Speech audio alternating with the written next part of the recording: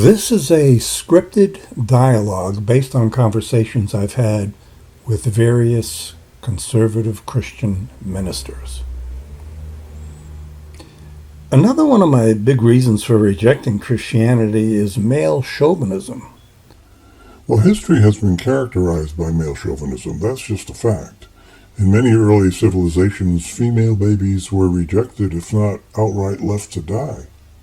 Well, I'm not saying Christianity went that far, but just because history has been characterized by male chauvinism, that is no excuse for Christianity to also be characterized by it. Oh, I don't think it is. I don't believe that.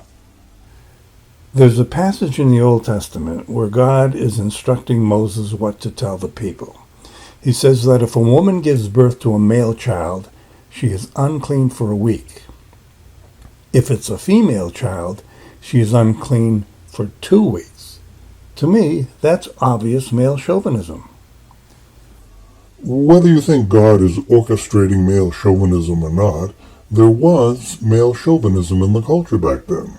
Context is important. Leviticus, for example, was written for the Hebrews coming out of 400 years of slavery in Egypt. They had little structure, so Leviticus gives it to them on how to relate to each other and so forth, not following the practices of the pagan nations around them, like sacrificing their children to their gods. God's chosen people were going to be very different.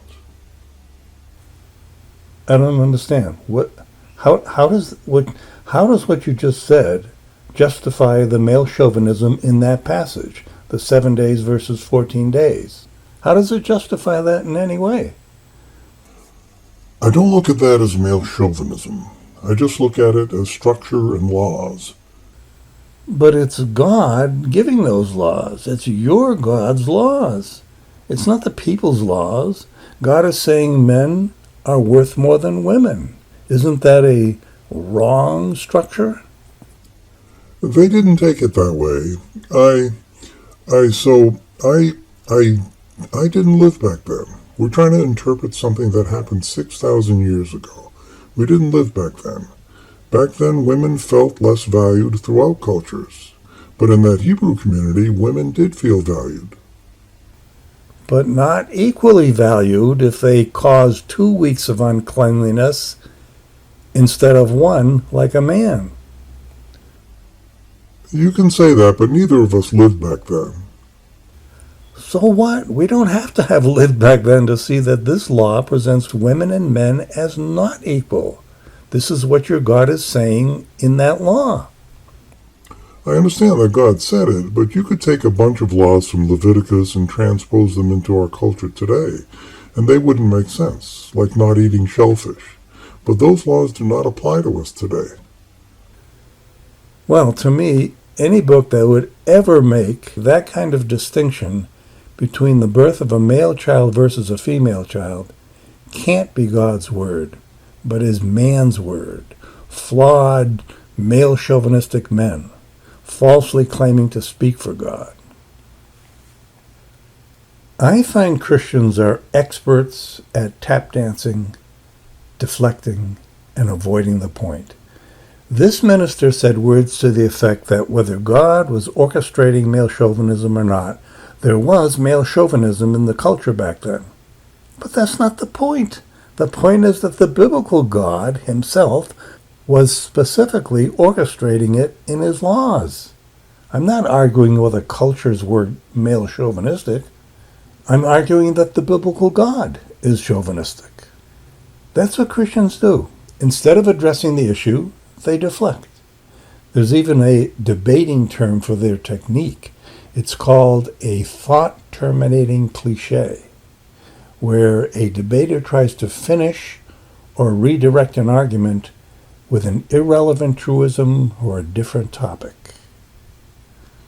In Wikipedia it says, a thought-terminating cliché is a form of loaded language, often passing as folk wisdom, intended to end an argument and quell cognitive dissonance.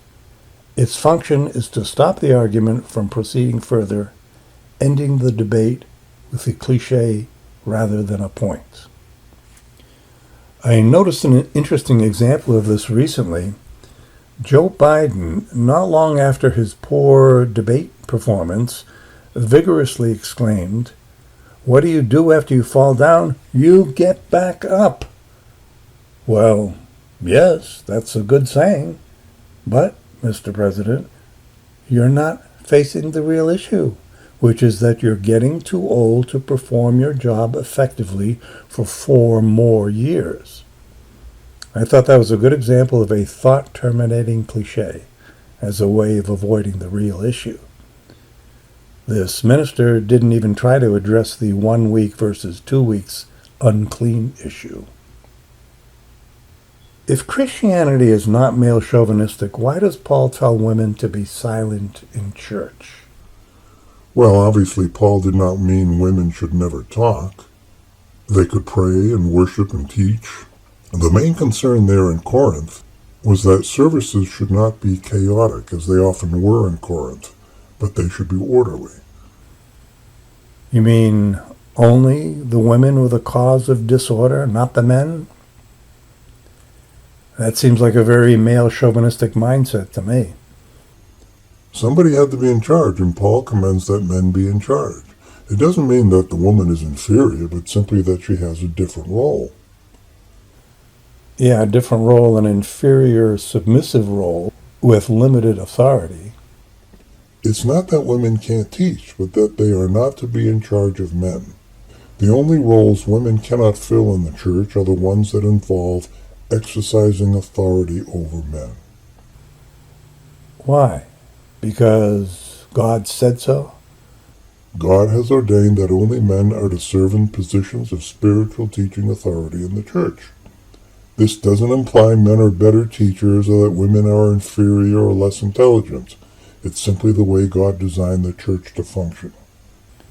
To me, it does imply exactly that women are not as capable as men when it comes to spiritual matters.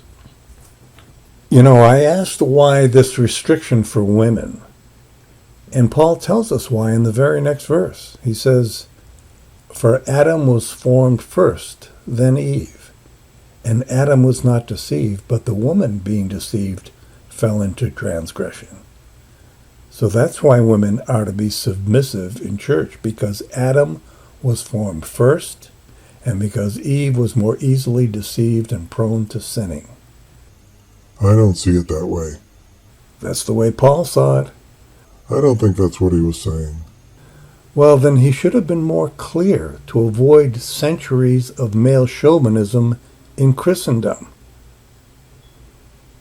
How about this passage? 1 Corinthians 11:3 says, "The head of every man is Christ, and the head of the woman is man."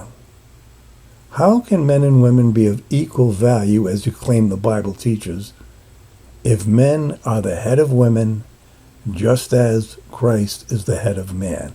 That's not equal value. That's a clear difference in value and authority and role.